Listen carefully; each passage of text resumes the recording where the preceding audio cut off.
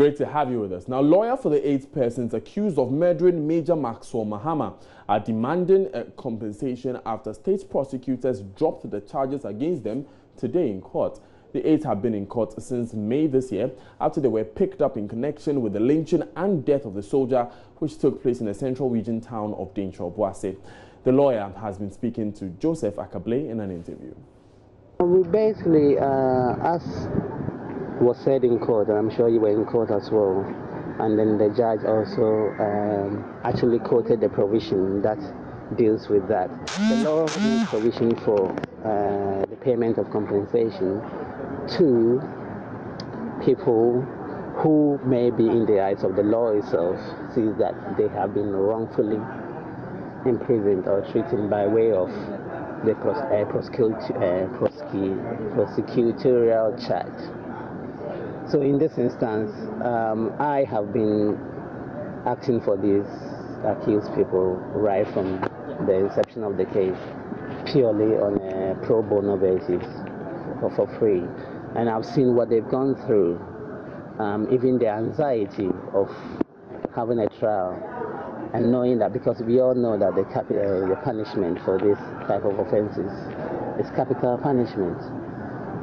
So all we were doing was basically saying to the court that they have to be compensated for the ordeal that they've been through. Some of them have been away from their families and things like that.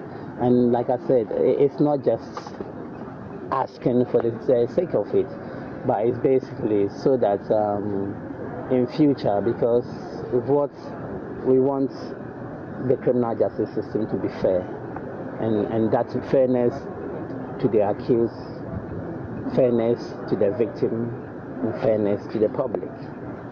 Because when all these three fairness meet and it's gone through, and one is, you can't concentrate only maybe the public, or only on the complainants, or the victims as well. The accused persons too needs to be taken care of.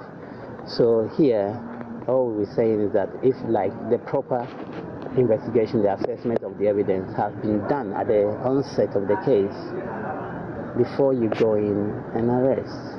You can place people on police bail, there's a whole lot of things, because liberty is integral. We'll go and get more details on this story from our court correspondent Joseph Akabley later in the bulletin. But now let's take you to the Ashanti region capital, Kumasi, where ASP Juliana Obeng, Public Relations Officer of the police there, has been speaking to my colleague Ohiming Teria. She is assuring Ghanaians that with the efforts that police have put in place so far, that 4 of the 7 persons accused of allegedly raping a teenage girl on video will be caught by end of day today. The police have already apprehended 3 of them on Saturday. She's saying that the 4 others are in their sights and they will be caught by today. Being made to get those other 4 suspects arrested.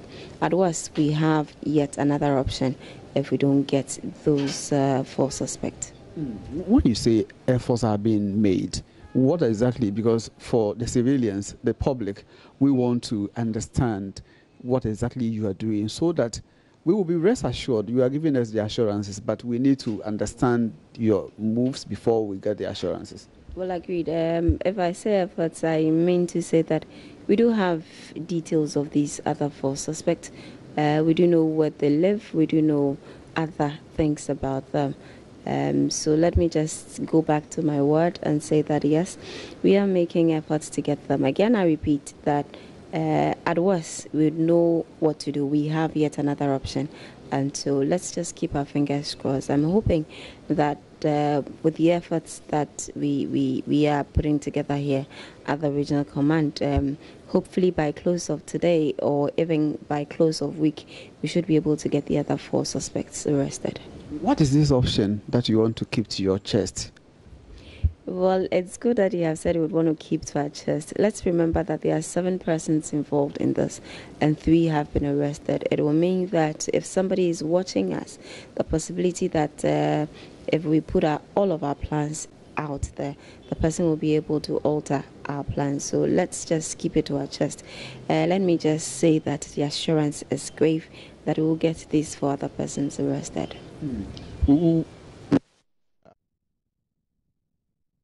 ASP Juliana Obing there. She speaks for the Ashanti Region Police Command.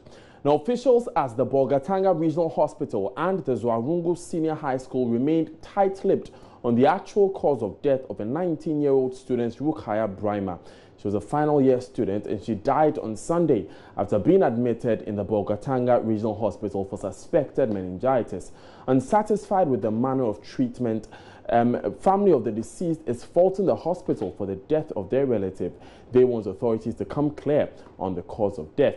Upper East Regional correspondent Albert Sori has more in this report. There is an atmosphere of grief here at the house of Brima Abelingwin. His 19-year-old daughter has died from suspected meningitis. Rukaya Brima was taken ill while in school at the Zwarungu Senior High School here in Bolgatanga in the Upper East region. Her elder brother, Laminu, recounts the events that took place after the family was called to come and see Rukaya at the Bolgatanga hospital where she was on admission. A friend of her rushed her to the hospital. So when they got there, they gave them drugs all right, but they sent the drug back to school only to realize that it was an expired one. So they quickly rushed back there with the drugs. Then they asked them to change the drugs for them. Actually, according to them, they said they didn't change the drugs to them. So it was in the morning around 5:30 when my father called me and said I should join him and we go. Together we got there. The nurses were all with her.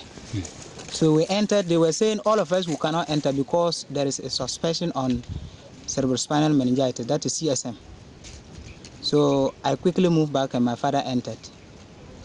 Then they gave me a folder to go and pick drugs and come. That is where they took a sample of blood to go and do tests. And those tests were CSF and then CSM. The CSF tube was ready for test and the CSM tube was not ready. So I got there and they told me that the whole regional hospital, they don't have a tube for CSM. So I took the other test and I sent it back. When I got there, my sister's condition was worsening. Rukaya died on Sunday and was buried same day according to Islamic principles. Her family is still in shock. They feel that Rukaya could have been saved had health officials at the Bolgatanga hospital been proactive in handling her condition. Well, they detected it was CSM. They were supposed to take an immediate action, and they refused to do that. And they allowed her to lie there for 2 days. So as he laid there, then the virus multiplied and killed her. So my blame goes to the hospital members. They killed my sister. If you suspected a particular disease, what you need to do is that you need to take an immediate action on that particular disease. How can you suspect CSM 2 days? You've never taken in action. Brima Abelingwin, Rukaya's father, recalls speaking to her when she called him on phone to report about her illness.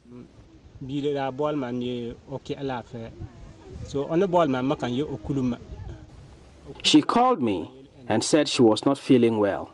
So I told her to come home, but she said they were about to begin their exams. The next day, I called her and she told me she had gone to the hospital and was given some drug. But when she got back to school, she realized the drug had expired.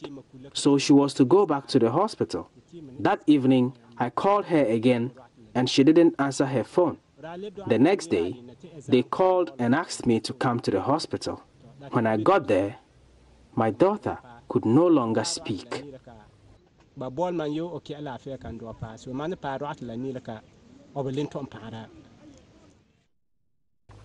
Rukaya is the third senior high school student to die from meningitis in the Upper East region. Last week, one student from the Boko Senior High Technical School and another from the Timpani Senior High School died from meningitis after outbreaks of the disease in their various schools. At least 14 other students from the 3 senior high schools mentioned have also been admitted in hospital with suspected meningitis in the last 1 week. Last Thursday, Upper East Regional Director of Health Services, Dr. Winfred Ofosu, assured of their readiness to handle cases of meningitis.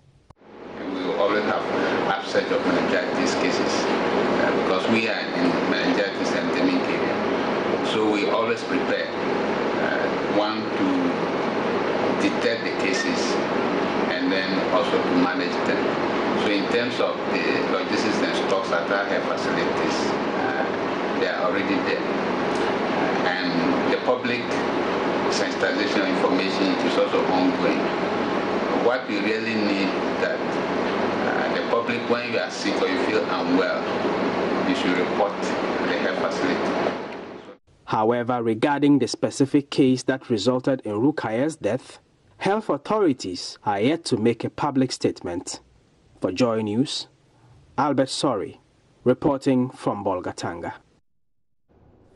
Now, it appears some robbers who have gone on rampage at Achimota Mile 7 here in Accra are stopping at nothing in their quest to loot. So much so that even churches in the community have been robbed by this gang. Just this weekend, 2 cars were snatched, whilst the burglar-proof doors of a mobile money shop was destroyed and items valued at 25,000 Ghana cedis stolen. They also stole from the Rhema Gospel Church after ripping off its metallic bars. Maxwell Agbagba, who has been interacting with the residents, reports they want the police to increase their visibility. I'm currently inside the Rhema Gospel International Church. Well, a banner here says 2 Corinthians chapter 3 verse 17. Now the Lord is that Spirit, and where the Spirit of the Lord is, there is liberty. But it looks the case that the church, and just like the residents living in this community, have not found their liberty from some unscrupulous people who go about robbing them of their possessions.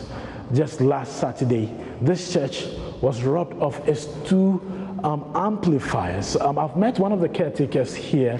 He's going to tell me exactly what happened on that day. Sir, how are you doing? What exactly happened on that day? You don't understand why some people came here and still come to, if you want to stay, it's not God's house. And it's there, Charlie, stand almost 5 minutes. Still, he don't even talk. He stand in shock.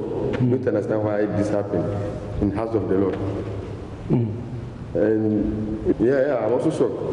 Because if you want to thief, as a thief, you want to thief, it's not in the house of the Lord. Maybe it's thief, but it's not good. In general, it's not good. As a man, we have to work. If the Bible says a hand, I forget the scripture. They say a hand without no work, it shouldn't eat. Earlier, we are at the office of the district commander of the Mile 7 Achimota police station. Well, he says he has not really received the reports of some of the incessant attacks that the residents here are talking about. He stated that over the weekend, they had 2 incidents of snatching, which had to do with some 2 taxis. I'm here to find out from some of the victims of the latest attack here in this community. Sometime in October, some robbers came here and made way with an amount of about 20,000 Ghana cedis. They've come back here at this place just some days ago.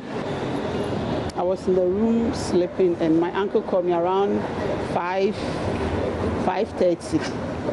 He called me and said I should come. I said, what's happened? He said, they robbed us again. So when I came, I saw a door break down, and they entered the inside. They searched everything, everywhere, our safe line and our credit card and our Wi-Fi. It's about 25,000. Yeah. Very fear. We are fear because nowadays the security are not tight. Before the police used to come around, walking around with their cars, but nowadays no. If you see them once, they'll pass once. You see them once. You see them of like the way they used to come around before, but nowadays no, because my 7 are not secure with the police. No, very bad. And when we are sleeping, we are afraid that, I don't know, very, very bad. Even we are not secure at all, no. We are afraid, so we are begging the police people to guide us, protect us, because I thought they are there for us, so they should take good care of us. And you're still watching Joy News Today. Stories we've covered so far.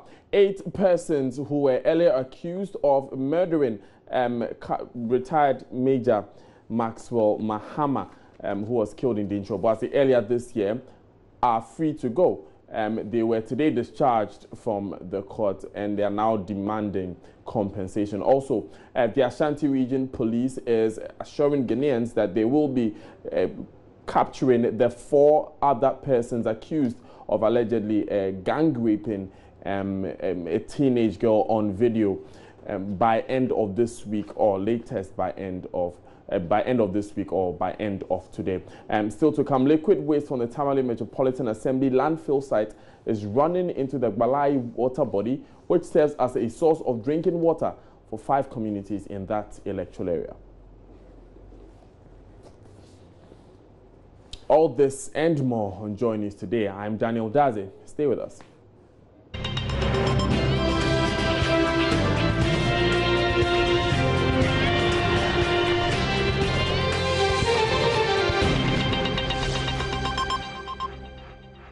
Thanks for staying with us. Now, Parliamentary Watchdog Organization, ODICRO, is calling for the punishment of members of Parliament who have been absent from proceedings of the House.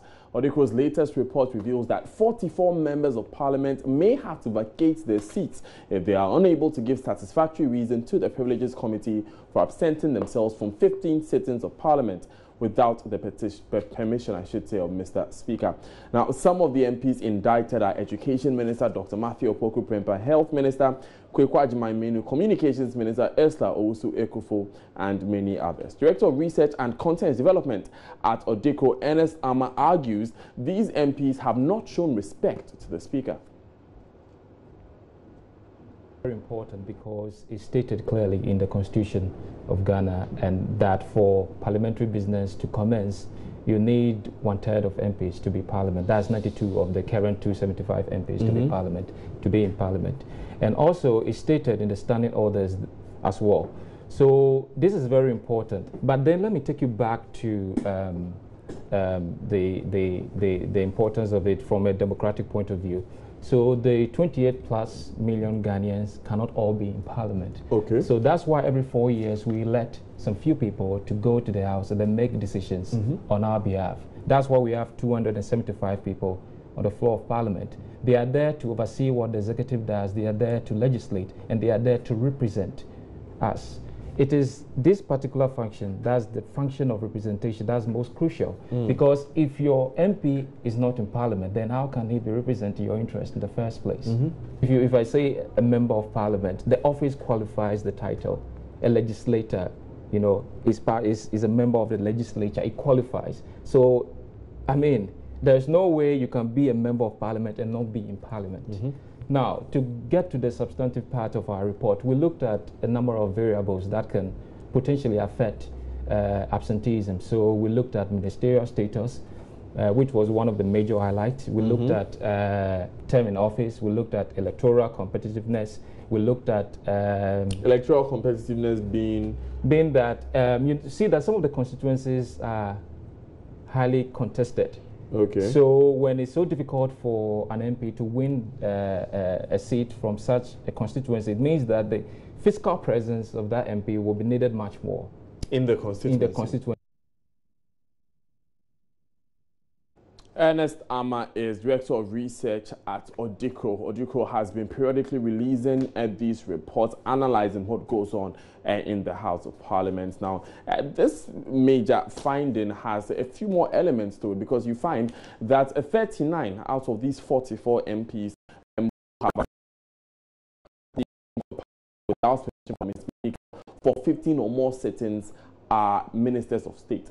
39 of the 44 are ministers of state. You find that out of a total of 85 MPs who are generally absent, 57 of them are majority MPs. So it looks like it's a bit of a disadvantage for these members of parliament when they have other duties apart from that of parliament. But we will go back to parliament to get a reaction from some members of the House. My colleague Joseph Opoku-Gakpo is standing by. But in the meantime, liquid waste from the Tamale Metropolitan Assembly landfill site is running into the Gbalai water body, which serves as a source of drinking water for 5 communities in that electoral area.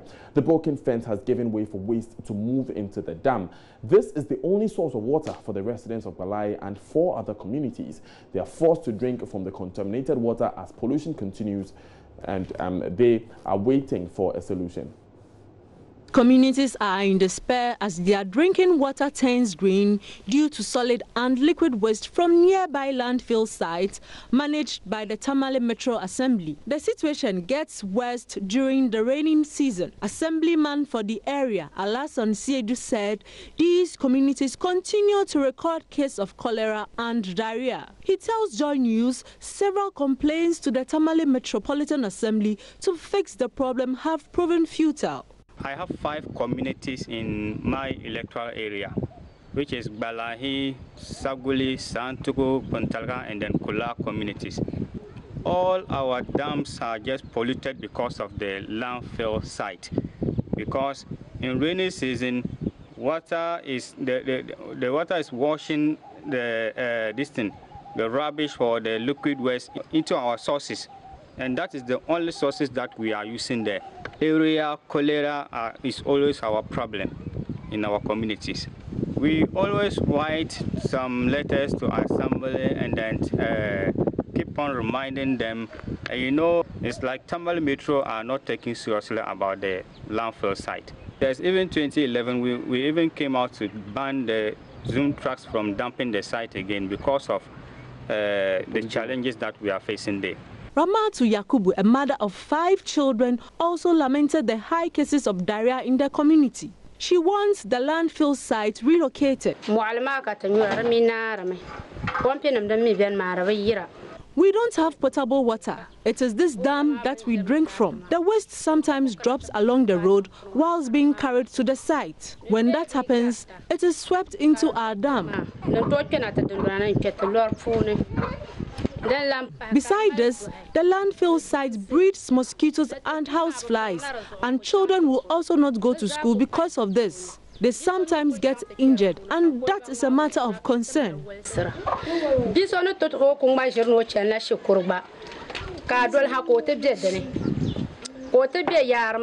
But Public Relations Officer of the Tamale Metropolitan Assembly, Issa Musa, is disputing claims that waste from the landfill site is entering the water body. He, however, admits that there could be some spillage, especially in the raining season. Looking at the ponds, if there's a heavy rain, it is possible that it might get filled up. And when they get filled up, what do you expect? The water might spill over. And so perhaps it is such water that has found its way in bits and pieces into the community. But it is not as though the assembly has left the ponds and the chambers unchecked to the extent that wastewater is deliberately allowed to find its way into the community. That is not the situation. Now, government in 2018 will distribute not less than 1 million palm seedlings to illegal miners who have now ventured into farming. This is according to Deputy Minister of Land and Natural Resources Barbara Oting-Jesse. The distribution forms part of interventions promised as an alternative livelihood for illegal miners. The palm plantation project, according to the Deputy Minister, will also feed into government's agenda of one district, one factory. Latif Idris was there and has come through with this report. All right, so in 2018, the MMIP is going to receive a massive boost when Richie Plantation starts supplying about 1 million seedlings across illegal mining sites in the country. The distribution, we're told, is going to be done within the western, the central, and some parts of the Ashanti region. This 100 million seedlings you can see in the background is being powered in partnership with the Ministry of Lands and Natural Resources plus the Minerals Commission. Now, the Deputy Minister has something to say on how this whole project is going to impact the MMIP come 2018. This is the Richie Plantation, a project that was initiated under the Minerals Development Fund. We all know that we have passed the Mineral Development Fund Act in 2016, and we have certain legacy projects which were commenced prior to the passage of the law. So the ministry is undertaking a survey of all the projects that we are undertaking so that we can see how best we can conclude those projects and also move forward into the new regime. The Richie Plantation has palm seedlings, which we are distributing to people. We are moving into alternative livelihood programs. We know that not everybody can be engaged in mining, so we need other projects for people to be engaged in mining communities. And we are developing palm plantations to take away people from illegal mining. And further to that, finally, we also develop oil mills to support the plantation so that we will have an export product to generate foreign exchange. The coordinator for Richie Plantation has been telling Joy News how this whole project is already pulling some young illegal miners out of the pits onto the farms. We are supplying it in the mine areas in the central region, in the western, and then Let's take you back to Parliament now, where my colleague Joseph Opoku-Gakpo is standing by with a member of Parliament to respond to the calls by Odikro, which is a parliamentary watchdog organization. Joseph, what has been the general reaction of the MPs to this report and its findings? So the issue of absenteeism even came up on the floor very briefly. Well, not entirely.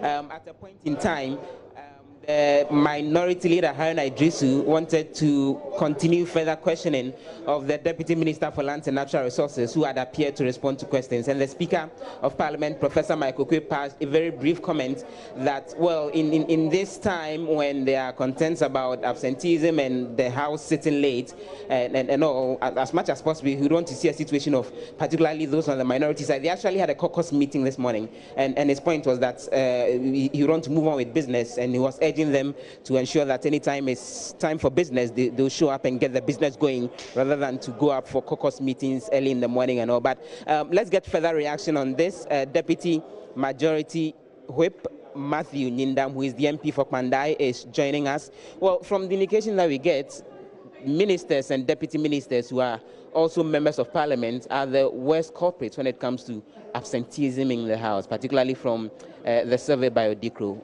How come? Something is affecting parliamentary business to a very large extent.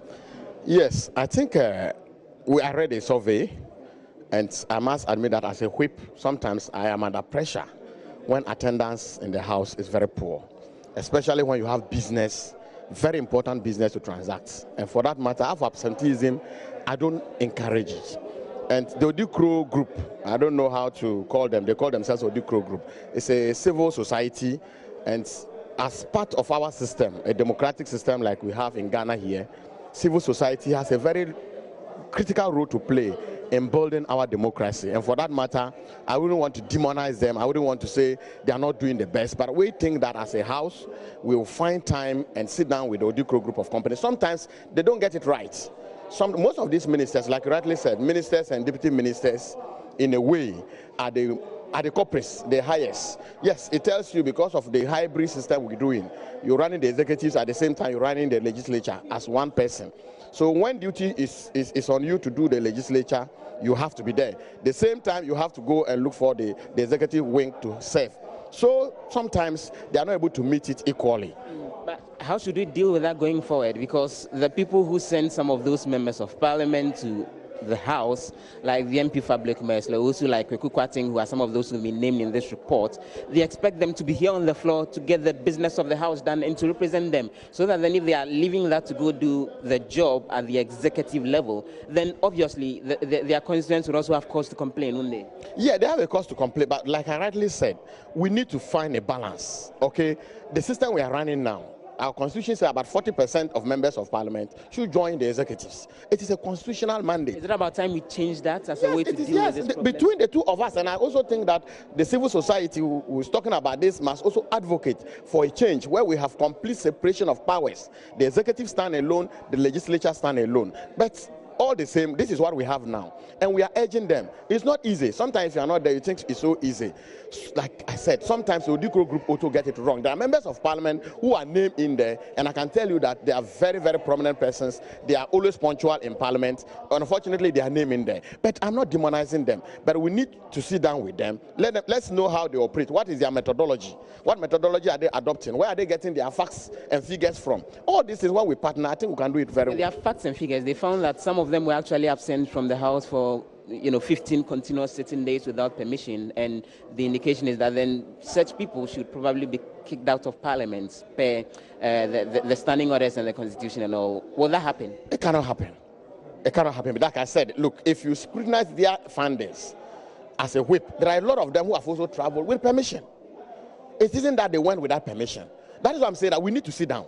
We need to understand their modus operandi. They actually relied on official records from Parliament, the documentation when it comes to records and proceedings. Then there's probably a faulty system in how you take your documentation here in Parliament, which also has to be addressed, shouldn't it? I agree, because the way we don't have automatic system where you come, you clock in, and automatically it's recorded. It's not so. It is a manual system, and anything can happen. Are you getting me?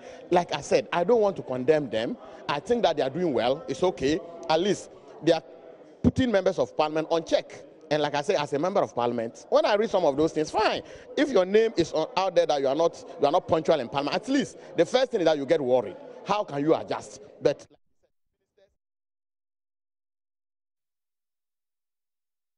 Deputy Majority Whip there, Matthew Nyindam, speaking with our parliamentary correspondent Joseph Opoku-Gakpo. Now, the whips in the House are those responsible, among other things, for making sure that the MPs on their side, majority or minority, make it to the House and make it on time. Let's take you back to an earlier story we told you about 8 persons who have been discharged by court today. They were being tried in relation to the lynching of Major Maxwell Mahama. Joseph Akable was in court for us, and he joins us to give us the update. So, Joseph, what exactly happened today and why? So, Daniel, the state attorney handling the case, Ethnic Person, they informed the court last week that they had wanted to file a motion to have 6 of the accused persons discharged, but they were informed that they had to come by a written motion and not an oral one. Today, when we went to the courtroom, they informed the court that they had filed a written motion, this time around asking that 8 of the accused persons be discharged. They told the court that they don't have enough evidence connecting 8 individuals to the crime such that they can't secure conviction. They go ahead with the prosecution, for which reason they asked that the court discharges the 8 individuals. So that was granted by the court, but the consent by the lawyer for the 8 is to the effect that they have been kept unfairly since May this year when they were apprehended, separated from their family. They've gone through trauma, anxiety, among others, and that if the police had carried out good investigation, they will know that the individuals had nothing to do with the crime, for which reason lawyer for the accused persons, the 8 who have been discharged now, Judge Bernard Shaw, has served notice of formally filing a motion seeking for compensation for all 8 individuals who have been discharged. Did he name a figure as to how much compensation he wants? He said that is yet to be determined, the reason being that he said each of the individuals and the damages they've suffered differ. So he said while some of them they've been separated from their family, there are others who are living alone, and all those things he needs to compute and look at all those things in terms of his consideration in making a demand. So he's yet to come to the figure. Joseph, do we know what this means for the investigation into those who killed Major Mahama? What it means now is that it leaves just 14 persons currently before the court who are standing trial. So the 14 persons, they finished with the initial part of the case. So the committal process is set to begin. So that is the situation now. Right. Thank you very much, Joseph Akable, for that update from the courts today, telling us now that 8 persons have been discharged for crimes in relating to, from the court, by the court, I mean. They were being tried for the lynching of Major Maxwell Mahama. But you're still watching Joy News today. It's time for business. Stay with us.